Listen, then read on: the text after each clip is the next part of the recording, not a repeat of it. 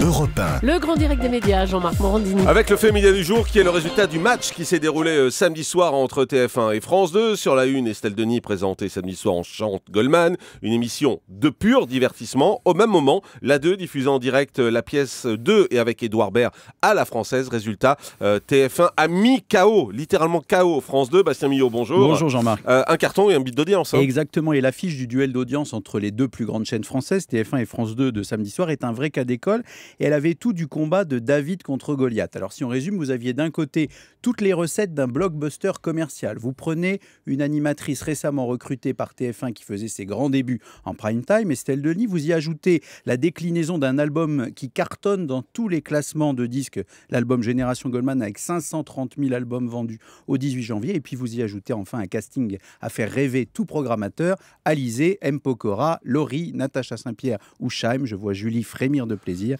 Eh bien, surtout quand vous avez dit Alizé. Ça, elle est fan. Ça, c'est la recette évidemment d'un carton commercial. Et de l'autre, vous avez l'emblème du service public, la diffusion en direct d'une pièce de théâtre au Théâtre Marigny, comme au bon vieux temps d'Au Théâtre ce soir. Et cette pièce, c'était à la française de et avec Édouard Baird, une pièce à dominante comique dans laquelle une troupe de comédiens est chargée d'organiser un spectacle pour un sommet du G20 qui se déroule à Paris. Donc l'affiche est décampée, le blockbuster commercial, le service public dans toute sa splendeur. Eh bien Jean-Marc, évidemment, le résultat d'audience a été particulièrement scruté. Ouais, bilan de la soirée, belle audience pour TF1, mais un bid pour France 2. Ah oui, alors là je vais faire 2 secondes mon Romain Ambro avec un peu moins de talent. TF1 a fait un carton logique, 6 700 000 téléspectateurs, à peu près 29% d'audience, avec 33% sur les ménagères de moins de 50 ans. C'est évidemment très bon pour un divertissement du samedi sur TF1. Et en face sur France 2, toute petite audience, 6,6%, 1 600 000 téléspectateurs. C'est très faible pour une chaîne qui tourne en moyenne à 14%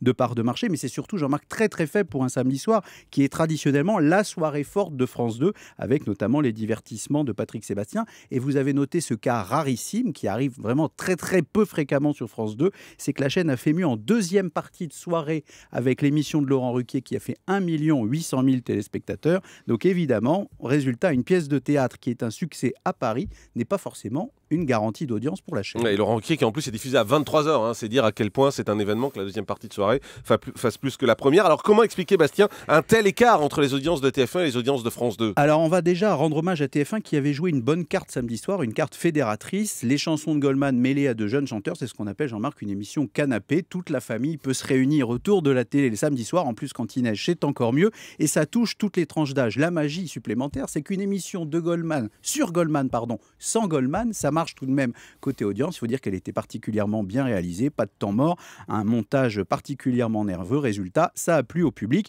et ça a donné des idées à TF1 puisque le directeur des variétés de la chaîne, Mathieu Vergne, annonce ce matin dans Le Parisien qu'ils referont des numéros de ce programme avec pour thème les chansons de Johnny, de Céline Dion ou encore de Cabrel. Quand ça marche, on tire le fil.